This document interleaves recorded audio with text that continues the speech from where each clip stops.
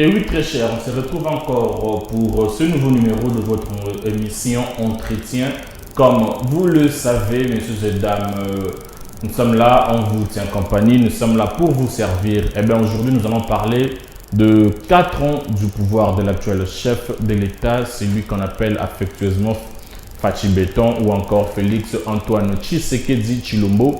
Et 4 ans déjà depuis qu'il a accédé à la magistrature suprême, 4 ans déjà depuis la passation pacifique et civilisée du pouvoir. C'était une première en RDC, c'était pour la toute première fois qu'une chose pareille s'est produite, parce que nous savons que chaque président qui vient dans ce pays, c'est d'une manière particulière, mais là, c'était plutôt par la voie des urnes que Félix Tshisekedi a accédé à la présidence de la République et comme le voulait ou le souhaitait le père fondateur de l'UDPS. Je suis dans ces studios, sur ces plateaux, avec M. Florent Kalonji qui est cadre de l'UDPS, et avec lui nous allons parler de ces 4 années du pouvoir de Tshisekedi et qu'est-ce qu'on peut retenir comme bilan. Monsieur Florent, bonjour.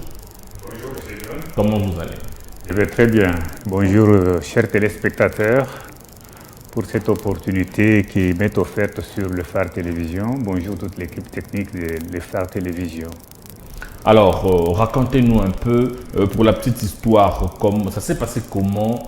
Nous savons que c'était déjà prévisible, si on peut le dire comme ça. Lorsqu'on part dans une guerre, on sait que nous allons remporter la guerre. Et l'UDPS s'était préparé déjà pour les élections, malgré que l'UDPS venait de perdre les leaders maximaux. Mais une année après, l'UDPS s'est préparé pour les élections. Ça s'est passé comment? Oui, merci, M. John. L'UDPS a accédé au pouvoir il y a 4 ans, jour pour jour, depuis le 24 janvier 2019, que son Excellence Félix Antoine Tshisekedi Tshilombo a été investi chef de l'État de la République démocratique du Congo. Et c'est le fruit d'une longue lutte. La lutte de l'UDPS de plus de 3 décennies devrait être concrétisée de cette manière-là, puisque de son vivant, son Excellence, M. Etienne Tshisekedi Omulumba, avait prédit cela, que de son vivant, il avait dit que le jour que l'UDPS accédera au pouvoir, il n'y aura pas le coup de feu. Ce qui a été concrétisé ce jour-là, et c'était une joie immense pour l'aboutissement de cette longue lutte. Vous, personnellement, comment vous l'avez reçu, cette nouvelle? Alors, je sais que vous étiez devant votre télévision, oui, la nouvelle, en attendant à poursuivre la publication des résultats. La nouvelle, je l'avais reçue avec beaucoup d'émotion. Et puisque à cette époque-là, tout était clair que l'UDPS allait accéder au pouvoir. Mais vous savez, ce n'était pas l'UDPS qui avait organisé les élections, c'était les pouvoirs sortants qui avaient organisé. Et on avait un peu de doute, puisque vous vous souvenez, en 2011, bien que l'UDPS avait gagné l'élection 2011, il n'a pas été proclamé vainqueur. Alors, même à ce temps-là, on avait un peu de doute, mais on était très sûr, puisque nous ne voyions pas en face de nous quelqu'un qui pouvait nous concurrencer en 2018, ce qui nous rassurait un peu. Nous étions très sûrs de la victoire. Alors, Tshisekedi proclamé par la CENI, qui est l'organe habilité à organiser les élections. Corneille Nangaa, à l'époque, proclame Tshisekedi président de la République. La même nuit, le chef de l'État se met devant la base, devant le combattant de l'UDPS pour le remercier. Mais ça en est suivi beaucoup de polémiques. Ça en est suivi beaucoup de problèmes. Déjà, l'histoire de Genève n'était pas oubliée et vint s'ajouter une autre histoire. Comment vous avez géré cela? Bon, l'UDPS, comme nous le disons chez nous, c'est une pyramide renversée. Et nous disons souvent que être cadre, c'est une charge. Ouais. Ce n'est pas un privilège. C'est pour cela que vous avez vu le chef de l'État aller remercier la base, puisqu'il sait que c'est cette base qui l'a mené là où il est. Donc c'est un peu difficile à comprendre pour d'autres systèmes autocratiques. Chez nous, nous devons rendre compte, nous devons remercier, et je pense que le geste qu'il avait posé, c'est un geste tout à fait normal au niveau de l'IDPS, bien que après, d'autres voix se sont levées pour revendiquer la victoire, mais sans preuve. Parmi lesquels votre proche collaborateur, si on peut dire ça comme ça, votre fils maison, Monsieur Martin Fayoulou. Bon, Martin Fayoulou n'était pas fils maison. Comment ça? On a connu Fayoulou. On se retrouvait avec lui au niveau du rassemblement, à côté de Sphinx. Et tout ce qui était dans le rassemblement n'était pas des fils maison. Ok. Il n'était que venu nous accompagner dans la lutte. Mais beaucoup de politiciens, que ce soit ceux-là qui ont œuvré avec le régime passé, ou d'autres qui ont travaillé avec Mobutu, ou d'autres qui sont actuellement dans l'opposition, sont des fruits de l'IDPS. Justement, l'IDPS c'est une grande école en RDC. Tout le monde est passé par là. Et tous ceux qui sont passés, comme le leader Maximo disait que c'était une balle de choses. Il y a d'autres qui sont venus croyant, après la conférence nationale, ils pensaient qu'immédiatement, l'IDPS allait accéder au pouvoir et puis on allait jouir du pouvoir. Mais plus les choses ont duré, plus beaucoup se sont démasqués et les vrais chauves étaient restés jusqu'à la victoire finale. C'est ça, c'est pourquoi j'ai dit que tous ceux-là qui sont aujourd'hui des grands leaders sont passés par l'école, mais ils n'étaient pas des vrais chauves. Ils sont partis, sont allés coaliser avec le pouvoir de l'époque pour bénéficier des retombées du pouvoir. Et nous sommes restés dans la lutte. Alors, vous êtes restés dans la lutte. Le 24 janvier 2019, Félix Tshisekedi prête serment comme le 5e président de la République démocratique du Congo. 2 jours après, on annonce la création de la coalition FCC Cash. Vous étiez pour ou contre cette coalition? Bon. Allez-y.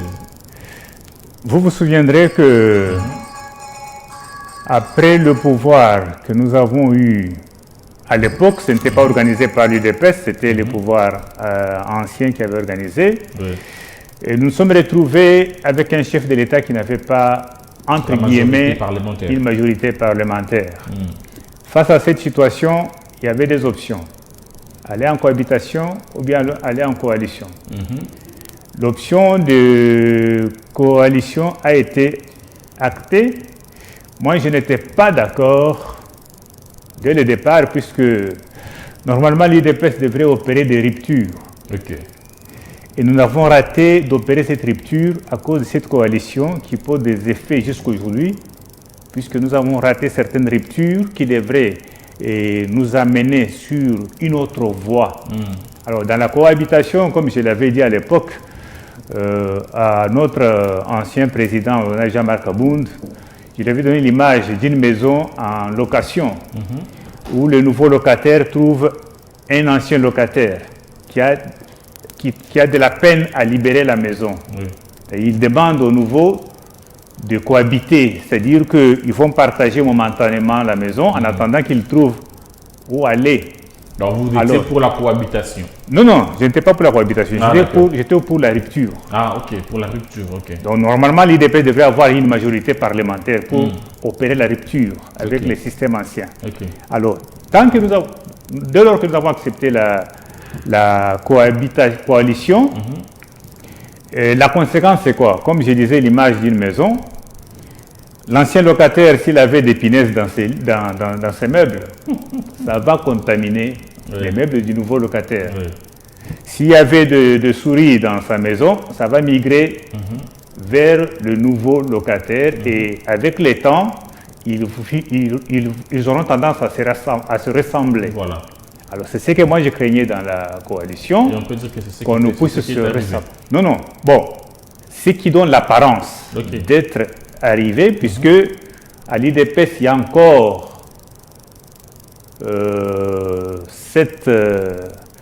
cette crème-là qui peut changer les choses. Il y a quand même quelque chose, une réserve qui conserve encore les valeurs de l'IDPS et qui peut amener des mutations. Alors, la coalition a été installée.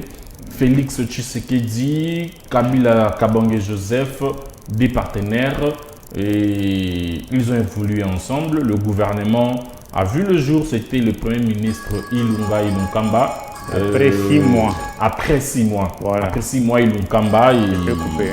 Et que par c'est sécurité la même dans le ministre gouvernement. qui est aujourd'hui membre de l'Union sacrée. C'est ça, c'est pourquoi je dis que la rupture n'est pas encore atteinte. Et nous allons aux élections. L'Union sacrée on va créer, selon ce qu'on entend dans le couloir, il y aura une plateforme électorale au nom de l'Union sacrée. Et je pense qu'il devait y avoir une manifestation au stade de Martyrs ce week-end. Alors, cela a été repoussé pour une date ultérieure. Pensez-vous coaliser encore avec toutes ces personnes qui vous ont causé du tort dans le passé? Non, l'Union sacrée, nous sommes avec l'Union sacrée. Il y a une charte. Ce qu'on a envisagé et présenté le week-end, c'est la charte de l'Union sacrée, à laquelle l'UDP s'est adhéré. Là, il n'y a pas de débat puisque nous sommes partis. Ou le PPRD aussi peut adhérer? Le PPRD n'est pas dans l'Union sacrée à ma connaissance. Ils peuvent adhérer. Mais est-ce qu'on a besoin de nouveaux adhérents? Je ne pense pas. Quelles sont les conditions? Quel sera l'apport de PPRD s'il venait adhérer? Faire développer le pays. Ils sont aussi des social-démocrates comme vous. Mais je pense que le PPRD n'est pas prêt à adhérer à l'Union sacrée. Ok. À ma connaissance. Alors, quelles sont les conditions pour adhérer à l'Union sacrée? Bon, pour adhérer à l'Union sacrée, c'est accepter d'accompagner la vision du chef de l'État. C'est l'unique condition. Même si hier on a volé, on a détourné, on a corrompu, on a fait des choses, on a commis des crimes. Bon, à partir du moment où on accepte d'accompagner le chef de l'État dans sa vision, on devient automatiquement membre de l'Union sacrée. Non, on n'est pas là dans une blanchisserie. On n'est pas là pour dire qui a volé, qui a fait quoi. À ce stade de choses, les élections pointent à l'horizon. Dans quelques mois, on aura des élections. Et c'est le peuple qui va trancher. Mais en attendant, pendant ce bout de temps ici, nous devons cheminer ensemble. Puisque nous ne pouvons pas commencer à ouvrir le tribunal qui a fait quoi. C'est le peuple seul qui va juger. Bientôt, l'occasion est donnée au peuple de voir. Même s'ils sont dans l'Union sacrée, c'est le peuple qui va voir. Et si le peuple sanctionnait l'UDPS? Justement, nous sommes des démocrates. Nous sommes des démocrates. Nous nous plions devant la volonté du peuple. Mais je crois que le peuple lui-même voit, puisque je crois que votre émission c'est 35 minutes. Ça ne suffit pas de dire toutes les réalisations du chef de l'État dans 35 minutes, mais il a beaucoup fait. Même si les autres ne voient pas, même si le taux de dollar ne fait que grimper. Bon, le taux de dollar, ça c'est lié à notre économie depuis toujours. Nous sommes extravertis, nous ne produisons rien localement. Quand on importe tout, même la cure-dent, comment voulez-vous que le dollar, puisque nous importons même l'inflation des autres en important. Qui doit produire dans ces cas? Qui doit produire? C'est le gouvernement ou le gouverné? Non, vous confondez les choses. Le gouvernement accompagne le peuple. Le gouvernement organise le travail, ne crée pas le travail. Dans tous les pays au monde, le gouvernement organise le travail. Comment organiser le travail? C'est-à-dire qu'on fixe les conditions de travail de la population. Et cela s'est fait à travers l'ensemble de pouvoirs qui sont les 3 pouvoirs. Puisque maintenant nous avons hérité un Parlement où nous ne sommes pas majoritaires, un Parlement qui a peiné même pour changer quelques lois en faveur de la population, puisque la loi sur le travail, tout ça, ça doit être revu. Il doit y avoir des réformes au niveau de l'éducation, au niveau du travail, pour que le peuple sente les changements. Et ce n'est pas le gouvernement, le bien président Tshisekedi qui va créer des emplois, ou bien qui va donner des emplois, comme les gens pensent. Il crée les conditions propices. Il crée les conditions propices pour que l'investissement vienne au pays, atterrisse au pays. Combien des investisseurs déjà depuis qu'il est président? Il y en a, bon, je ne sais pas si dernièrement, il y a les pétroliers, le secteur du pétrole, il y a eu des investissements qui sont déjà pointés pour commencer. Et qui n'ont pas encore commencé.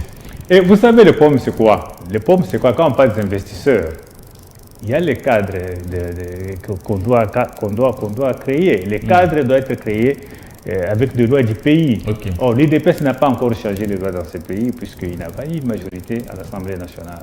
Mais la majorité a basculé lors de la destitution de l'ancienne présidente de l'Assemblée nationale, Mme Janine Mabunda, et c'était Jean-Marc Kabound aux commandes pour renverser la donne, et c'est comme ça que la majorité avait basculé pour adhérer à la vision du chef de l'État. Ça Oui. ne nous permet pas de changer les choses. Oui, oui. Comme on l'a dit au début de cette émission, on se répète, hein, puisque Oui. j'ai dit que cette majorité-là n'a pas amené de ruptures qui sont voulues par l'UDPS. Hein? Ok. Il faut opérer certaines ruptures. Et ces ruptures-là vont faire que beaucoup de secteurs soient touchés par ces ruptures-là et qu'il y ait changement, que certains domaines comme les investissements, tout ça, que ça soit un peu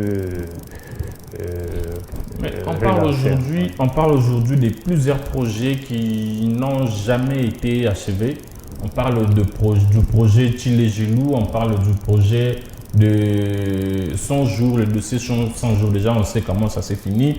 On parle de plusieurs projets comme cela et on inclut aussi Kinbopeto dedans, bien que c'est pour l'entité de Kinshasa, mais on inclut aussi Bon, sur on le parle bilan de Chile-Gelou. chef Quand de on a l'État. lancé Chile-Gelou, c'était pour combien de temps?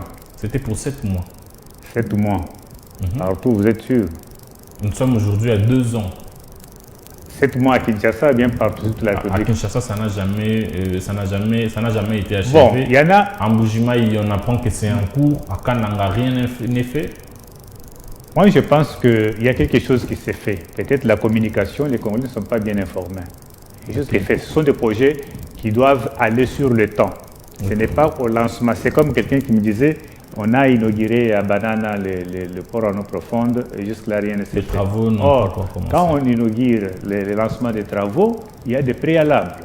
Il faut les gens là qui occupent. Vous avez été à Banana, il y a d'abord une mangrove, il y a une population qui occupe, qu'on doit déposséder de leurs parcelles pour Le ministre ériger Sakombi avait voilà. déjà signé pour Oui, ça que demande cela se fasse. un processus au niveau de plusieurs ministères.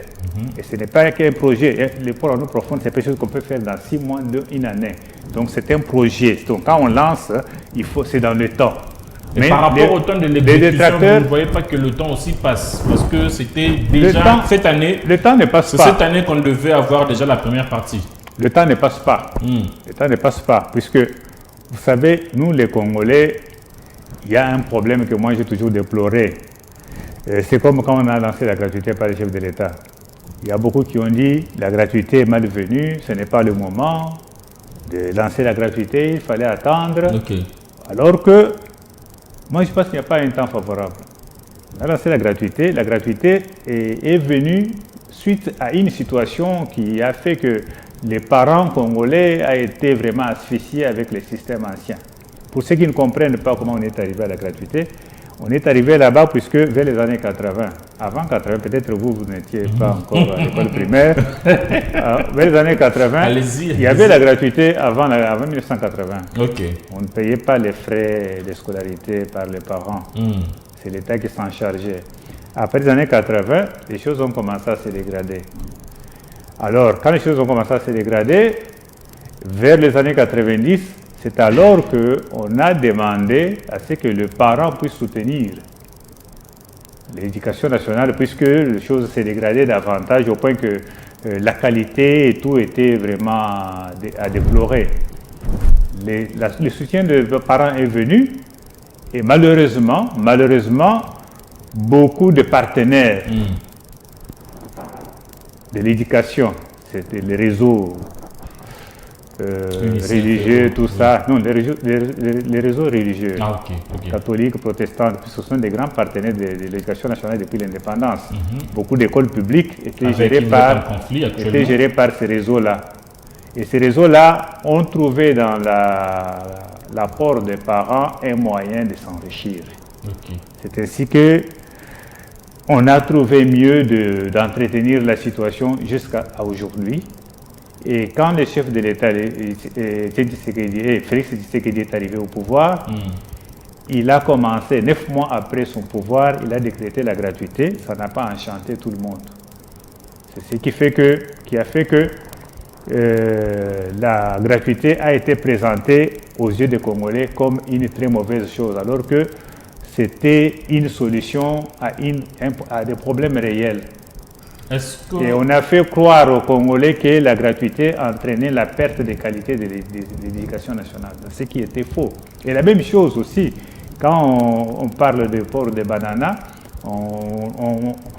un jour dans une émission, on me dit que depuis qu'on a posé la pierre jusqu'à aujourd'hui, rien n'a commencé. Mais s'il faut rentrer dans des pierres, là, dans l'ancien régime, il y a beaucoup de pierres qui ont été posées. Non, ici on parle du bilan de l'actuel chef de l'État. Justement, mais il faut comparer. Pour parler des bilans, il faut comparer. En parlant aussi des points de départ et le point d'arrivée. Il y a eu une inauguration pour la construction de la route Kalambambou-Jirélien, le Kasaï central et l'Angola. Jusqu'à présent, rien n'est fait. Ne dites pas que rien n'est fait.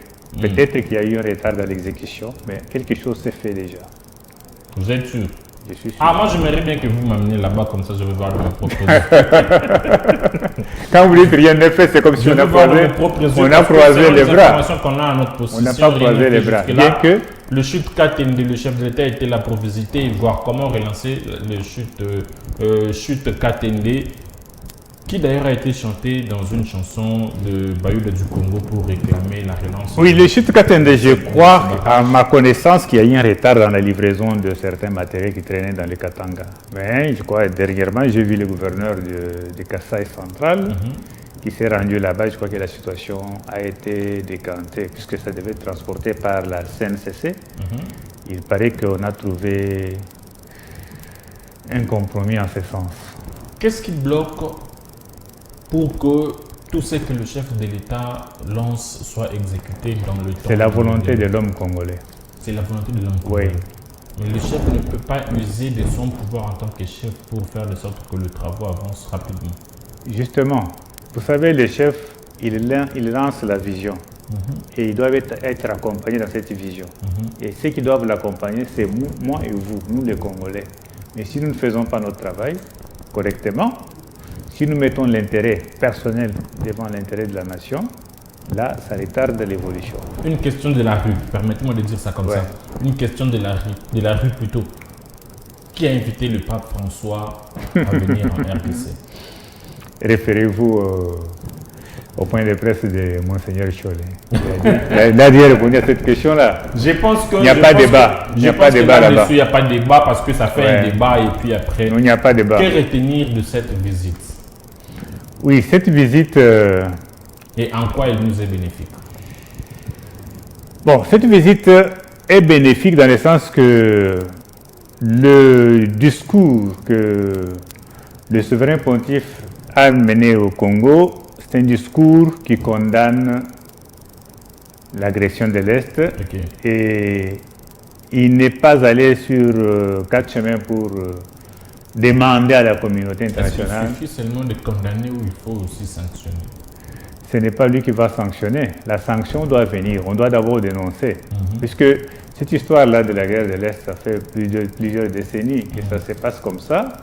On tue les gens, on décapite les femmes, les enfants, et sous les silences complices de la communauté internationale. Alors, quand le souverain pontife à son rang là dénonce ça, je crois que ça doit interpeller les consciences. Et à ce niveau, à ce stade-là, nous devons attendre à des condamnations.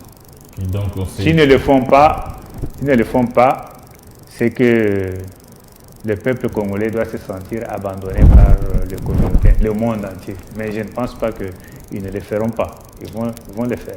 Il y a déjà des signaux. On peut inclure cela, la visite du pape bien évidemment, dans le bilan de Félix Tshisekedi. Bon, Félix Tshisekedi n'est pas... Il a invité le souverain pontife lors de la cérémonie de création de cardinal Ambongo. C'est alors qu'il a lancé cette invitation.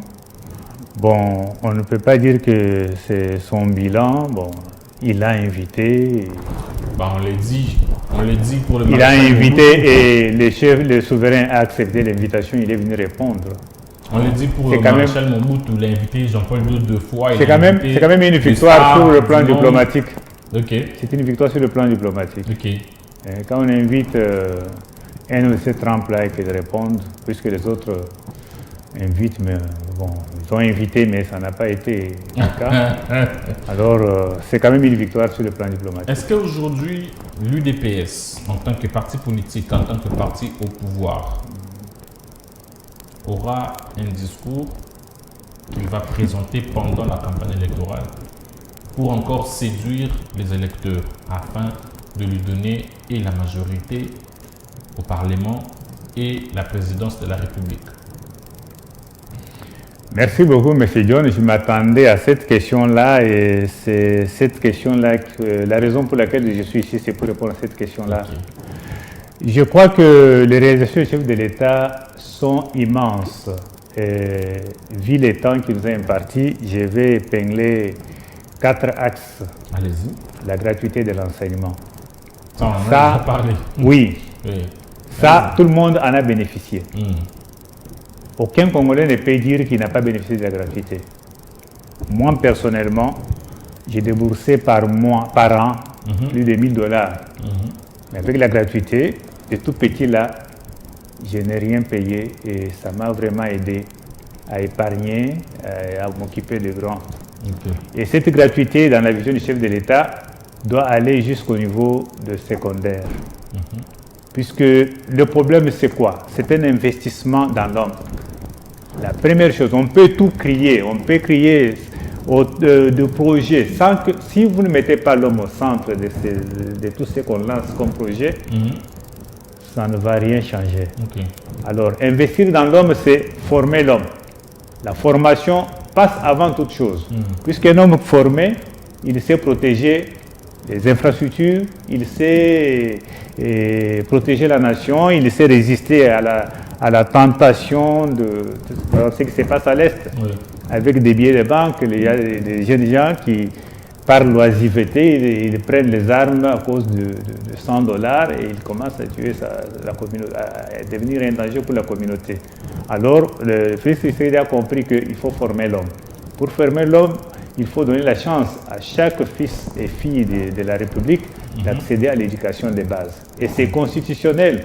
L'article 43 de la Constitution prévoit cela depuis 2006 que la Constitution a été adoptée, mais on n'a jamais appliqué.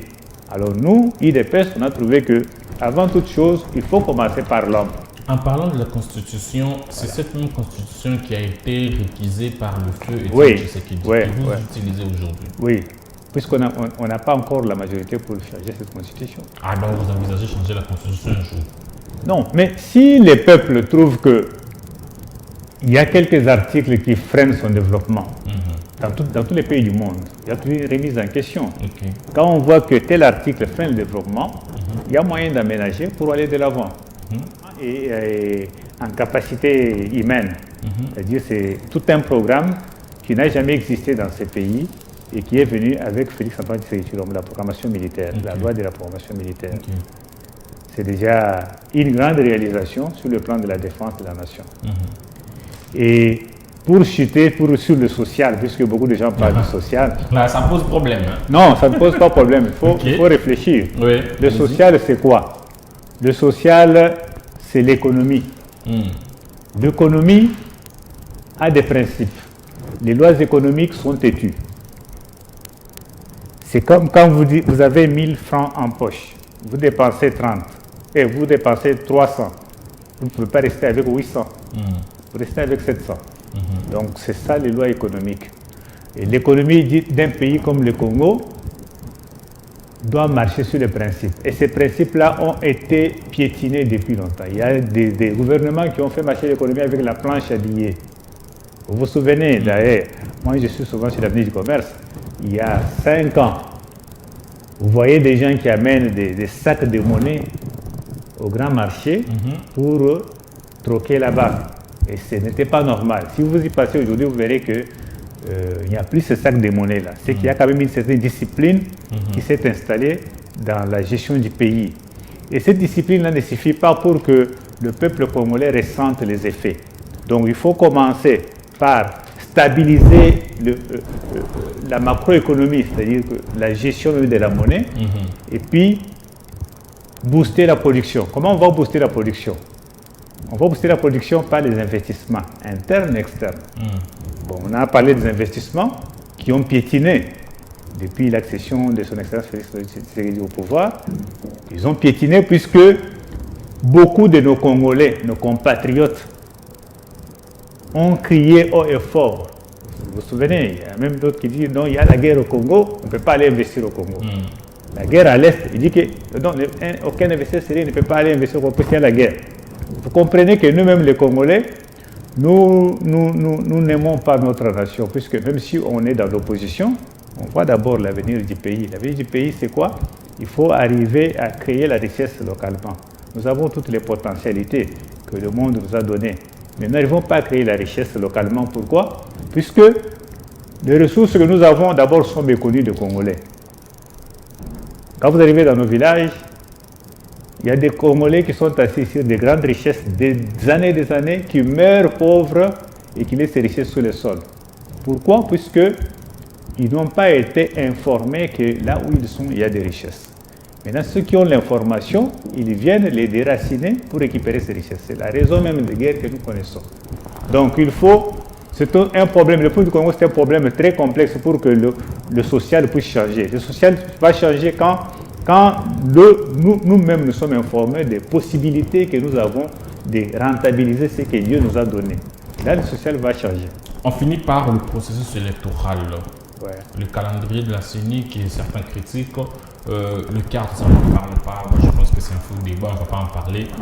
Êtes-vous sûr que les élections auront bel et bien lieu au mois de décembre 2023? Mais les calendriers déjà là, et toutes les étapes sont déjà établies et nous sommes dans le processus d'enrôlement et d'identification des électeurs. Et ce qui nous rassure que nous avons... des problèmes jusque-là? Non, il n'y a pas de problème, à part peut-être les petites imperfections qui sont liées à la nature et même au comportement des Congolais. Quand quelqu'un donne ce qu'on a dans les bureaux de vote, on donne 2000 francs.